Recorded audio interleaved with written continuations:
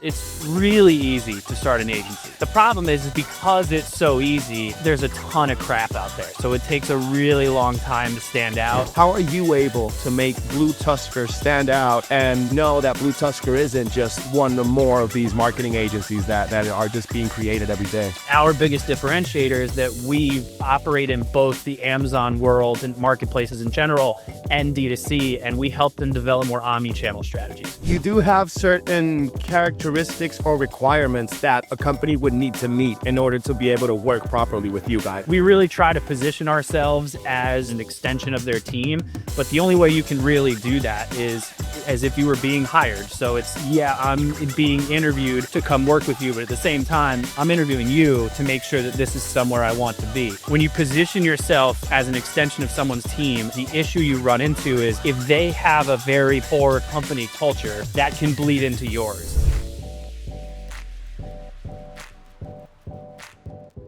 Hey everybody, thank you for tuning in. My name is Andres Figueira, and I'm going to be your host for the day.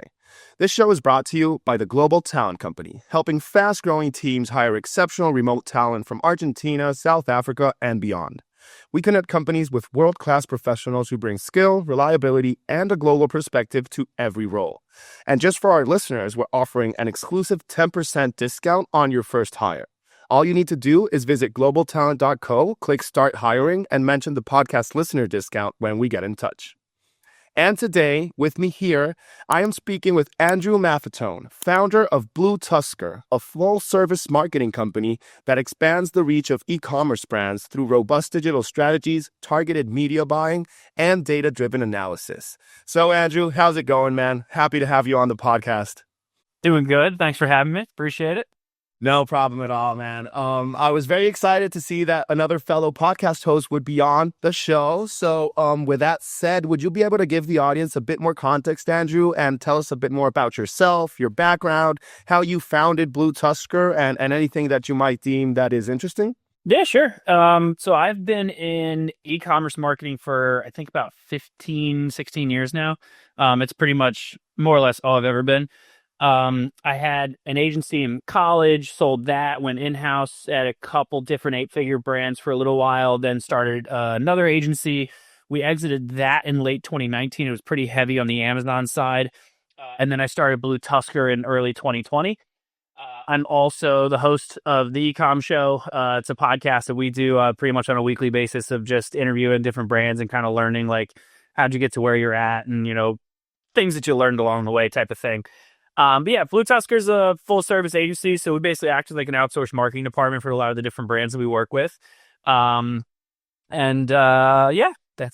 it in a nutshell.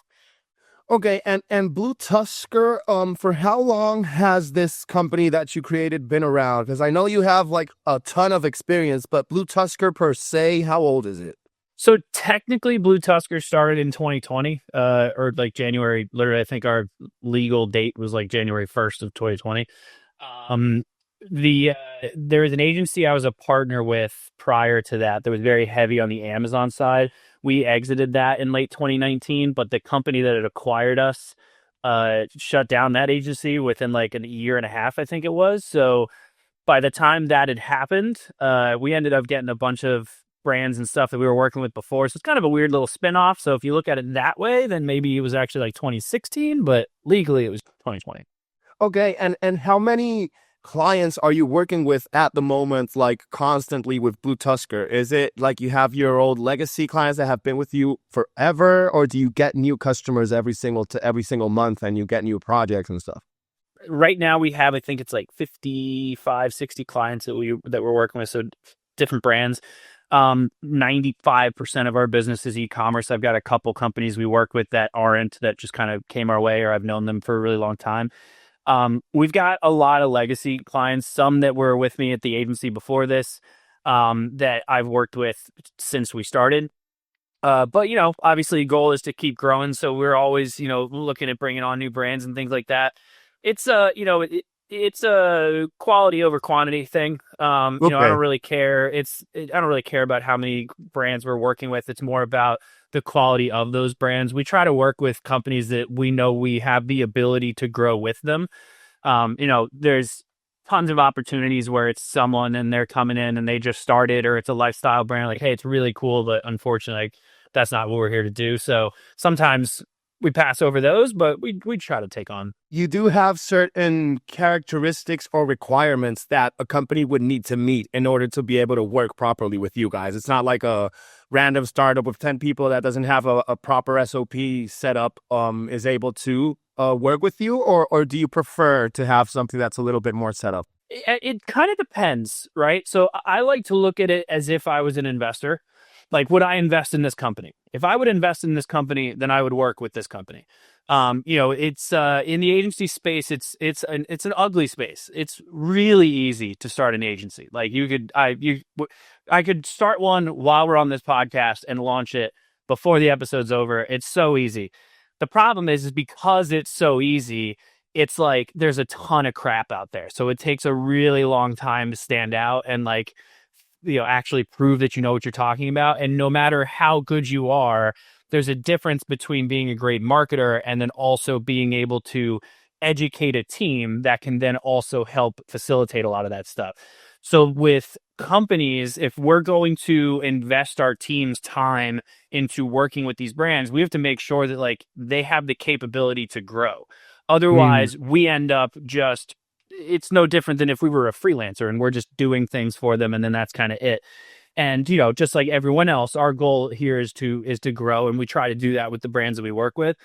So what we usually do is we kind of take a look at, not only the brand from its capability to grow from a marketing perspective and how large, that potential audience is, but also competitive landscape. What's the reality of their growth? Is that really going to happen? What's their operational situation? Like within e-commerce, we have the added benefit of there's no sales team. So if the sales team's not doing well, that's not my problem. Well, with us, I don't have to deal with that, right? Because there is no sales team. But I do have to deal with brands that run out of inventory really fast because operationally they're just not set up as well as they need to be. So you run out of inventory, your marketing essentially shuts off, and then you got to kind of start the whole thing over again. So we have a lot of different kind of, it's an interview process when you first start working with someone of, like, we really try to position ourselves as a partner with them and an extension of their team. But the only way you can really do that is as if you were being hired. So it's, I'm being interviewed to come work with you, but at the same time, I'm interviewing you to make sure that this is somewhere I want to be, especially because with agencies too, you also run into the problem of, which is something that we've been trying to figure out now, is like, when you position yourself as an extension of someone's team and like you're a true partner in their business, the issue you run into is if they have a very poor company culture, that can bleed into yours. And so we have to figure out, like, all right, how do we really ingrain ourselves in their business, but also make sure that we maintain our own culture?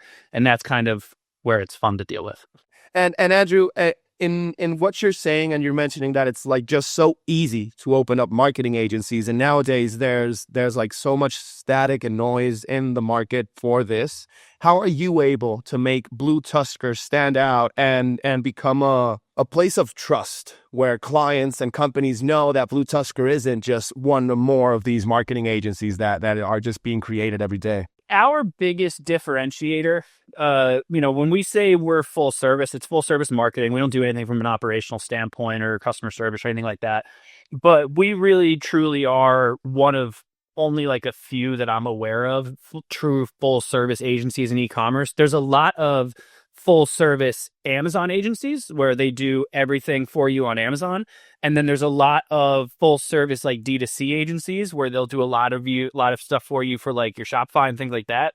We're one of few that actually operates in both worlds. So like our team, I kind of look at it as like we're like 7 agencies under one roof, right? So we have a paid media department and an owned media department. And underneath them are sub-departments where everyone specializes in their own area. So there's a team that just does SEM, so Google Ads and Microsoft. There's a team that just does social ads. There's a team that just does marketplace ads. Then on the owned side, I have an SEO team with the sub-department under that for marketplace. We have a retention team, a social media and influencer team, and a website UX UI team. So all of them are specialists in their area. So you're not getting that. This was the problem I had when I was in-house, was you'd hire a full service agency. And it was really like you're getting some college kid who you're getting like X amount of hours and they like know a little bit about a lot. And it's like, all right, this is not what I needed. But the issue is when you go to the specialist agencies, they hit a wall real fast, right? Like the issue I had years ago was like, to give you an example, was like we had a Google Ads agency and they would blame website conversion rate issues on, things maybe that didn't go as well as they wanted to. Like, okay, now I have to go find someone else because you don't know how to fix that. You only do Google Ads. Then you would get like an email company and we had a separate social agency. Well, now I want to do a campaign. Let's do a big sale for Black Friday, Cyber Monday or something. I got to juggle 6 different agencies to try to get them all on the same page of when this promotion is going to go out and what the creative is and blah, blah. It's like, it gets all over the place. And so the concept of the full service was like, you can get a fractional CMO. Why can't you have a fractional marketing department where everyone is a true, kind of specialist in their area? So for the brands that we work with, our biggest differentiator is that we operate in both the Amazon world and marketplaces in general and D2C, and we help them develop more omnichannel strategies. So how can you grow on Amazon but also benefit D2C? Or how can you use your D2C data to also grow on Amazon and look at your business more holistically? And because we have this full team that operates in both marketplace and D2C, we have the ability to do those types of things. Wow, that is so cool, man. I love how you departmentalized every single aspect of the marketing and you have everything in its proper segment. And how long did it take you, Andrew, to build out like this team? How many people do you have helping you with all this? I'll let you know when I'm done.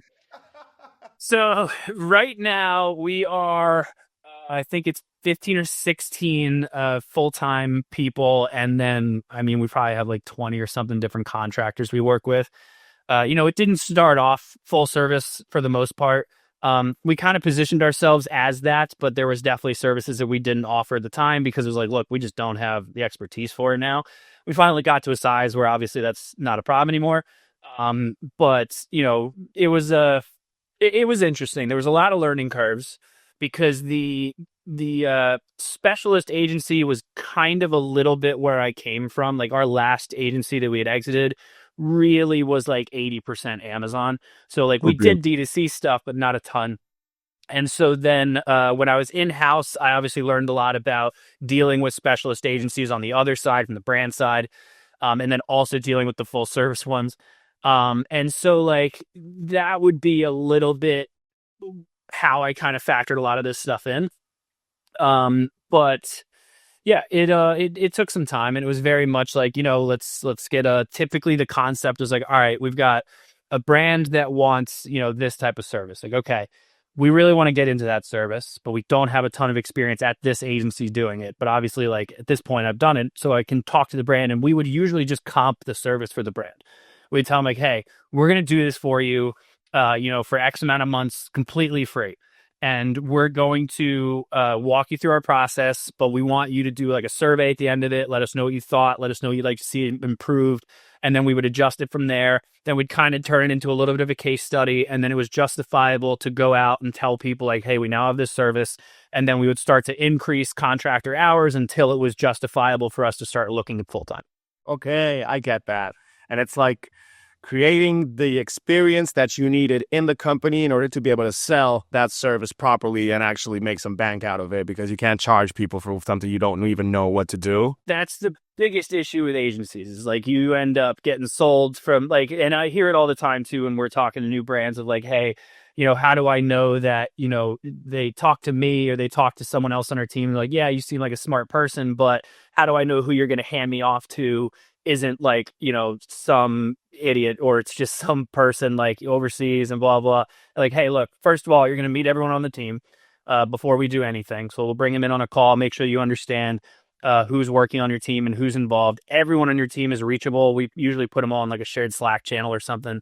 Okay. And then it's just a matter of, making sure that like, if it's a new service, a lot of times we'll just be like, hey, we're not going to charge you for this because we're going to have process issues. You won't have results issues, but things may come out slower.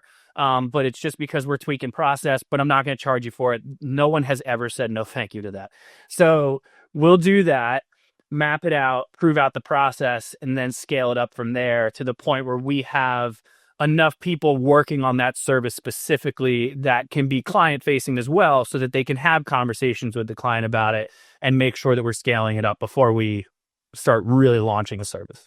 Of course. And Andrew, does your team, like I imagine BlueTuskr is then a remote first company, since you guys are practically an agency that works with different other brands. And do you have everybody working within the States, or do you use global talent and overseas people?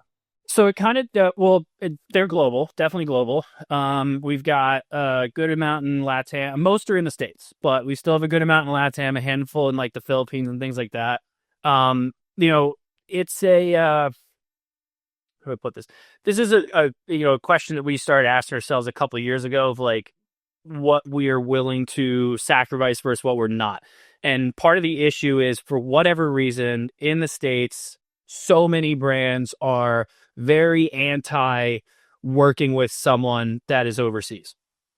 And even if they are the best person I've ever worked with for whatever it is service, they're still like, like if how many, it's a common question we get when we're talking to new brands is like, is your team in the States? And it's always like, first of all, if my entire team was in the States, your proposal is going to look a lot different.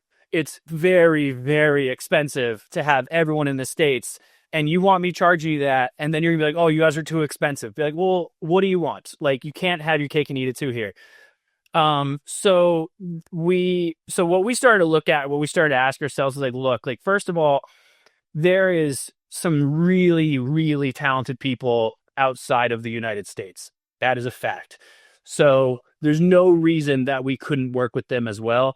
We just sometimes have to feel it out with certain brands of like, maybe we slowly introduce someone and they're kind of tag teamed with someone in the States, or in a handful of scenarios, it's just like they don't care and it's great. And then the brand gets to work with them. There's so much talent that comes out of LATAM's definitely a whole area of where it's grown a lot more in terms of like, I know years ago, it used to be people got a lot of workers out of like the Philippines and things like that.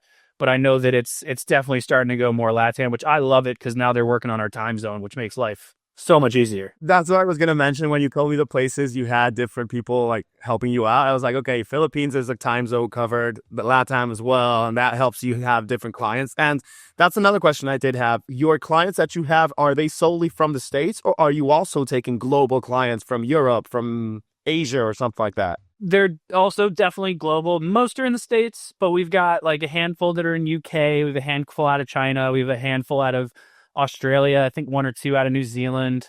And another question that I did have, Andrew, that like it popped into my mind when you were mentioning this, is the fact that, yeah, when you're an agency and you start working ingrained with other companies, then you can be absorbed into their culture. But then how do you, as the leader of BlueTuskr, maintain your culture within your employees alive, and how do you keep that like that essence going and not losing who you guys are? Look, maintaining a company culture is way harder than I ever thought it was going to be. You kind of think that like, oh, it's just going to happen, and then like that'll just be the direction it goes in, and that's how cultures work, is they just kind of happen.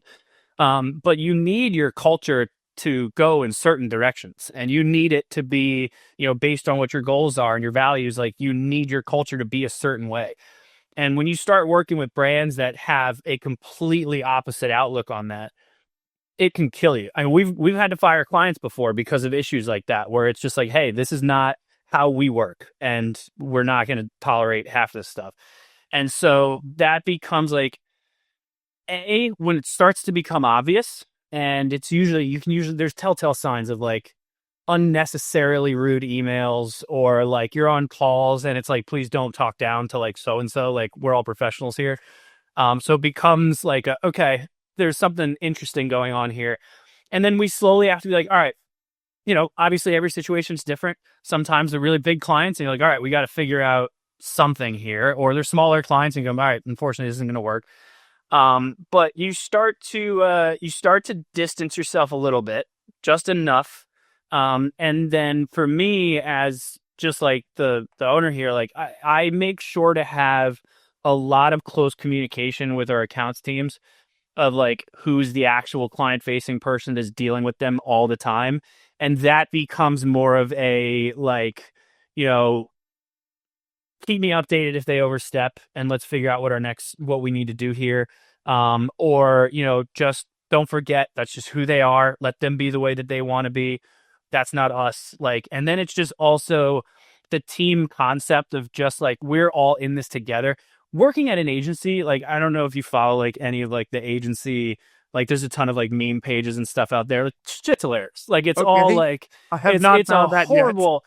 Oh my God, it's amazing. It's just a horrible industry in certain scenarios because no matter what, no matter how we position ourselves, no matter how much we say we're an extension of your team and we want to make the best decisions for your business, not just for your marketing, they don't give a shit.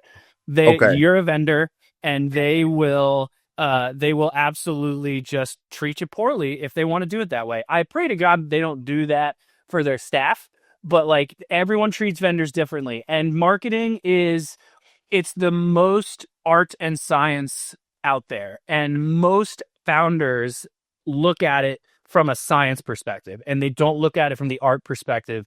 And if there is a strong lack of knowledge in how the platforms work or the purpose of every platform or the time it takes to bring in appropriate amount of data to make good decisions, otherwise things go the wrong way, that's where it becomes a whole conversation of like, it's more of a consulting and teaching than it is actually doing our jobs. And now shifting the gears a bit from like the real team and the essence of what you guys have at BlueTuskr, I would also love to know if you guys, Andrew, are you leveraging AI any specific or different way that is actually helping you ease a lot of the workload that your team or yourself might have? Yeah, I mean, it's kind of at this point you have to. Everyone at the agencies gets their own like the pro or whatever it is ChatGPT things. We've got that all set up. That's all integrated with. We use G Suite, so it pulls in everything, so it makes life a lot easier with that. But we've probably got 4 or 5 other AI platforms at least that help from a copy perspective or a research perspective or creative and video and CRO stuff. So like at this point, like we're trying to lean in on it as much as possible. As an agency, you always get that question of like, oh, like Brandon, you guys aren't going to use any AI stuff, are you? And it's like, actually, yeah, we are. And I'm going to show you like, there's a ton of AI stuff that you should not use, but there's a ton that you should use. And it allows us to keep our price points at a better rate. It allows us to be more efficient and get things done faster. I mean, if you had, if you were asking me about, let's say, social ad test creative, right? You asked me that question a year ago. I would be like, all right, we got to make a bunch of creative. It's going to take like 20, 30 hours for us to knock out probably enough creative for us to test for like the next month, right? Now, give me like 3 hours and we can do a ton of different split tests, hammer it all out. It all looks the exact same. It's great. There's stuff with like people and things you obviously don't want to do, but otherwise we have to leave that on it. No, and I know that AI, it's like people, what they feel right now is that if you're a marketing agency, I imagine that their biggest fear must be the fact that it's like, don't give me an AI generated image that I can tell it's AI because then it just looks fake and doesn't help the advertising or whatever they're trying to do, which is something that I agree with. But being able to incorporate it in the back end and have it optimize your processes without it affecting the final results in terms of how it looks and people buying it, that's just perfect in making it able to having it assimilated into your team and just being seamless is what makes AI perfect after a while, because it does take some tweaking in order to be able to work well with it. Oh yeah. Yeah. I Mm-hmm. mean, there's definitely stuff that it's just bad. Like it doesn't look good. And sometimes that just comes from poor prompts, in which case like you can fix that. But like anything with people in it, anything with animals in it, if there's something alive in it, it rarely ever works and it rarely ever looks good. But if you want something that's alive, like it can look AI, and if that's fine, like take pretty much every drink you have ever seen, there's a commercial for it where the can pops up and it rotates and there's a bunch of floating crap around it. AI, totally fine. Doesn't have to be a real can. No one's going to get mad at that. So like that's where it's okay. But then you have other stuff where it's like, you have people and it just looks horrible. So that stuff we stay away from. And Andrew, I'm noticing that we're almost at time for the episode, but I did want to give you the chance to let anybody who's hearing us know and if like they're a company owner or if they're working in their own thing and they might feel the need for an agency, how can they go about contacting you guys, learning more from you, maybe even having a chat to set up a meeting? How would that be, and how would that process look? Yeah, just head over to bluetuskr.com. It's BLUETUSKR. Or you can email me, Andrew@bluetuskr.com. Not hard to find. LinkedIn, I'm all over that thing. Username thing's Andrew Math, but feel free to find me wherever you'd like. Amazing. And well, with that said, just know that if you're looking for BlueTuskr services, you've heard here how they work and how they do their things. And I believe it would be a pretty smart decision to just find out more. So anybody who's listening, you already got directed and know what to do. And Andrew, thank you so much, man, for taking the time to have this episode with us, for letting us know about you and showing us and telling us everything about BlueTuskr. It has been very interesting. Thank you. No Appreciate problem at all, man.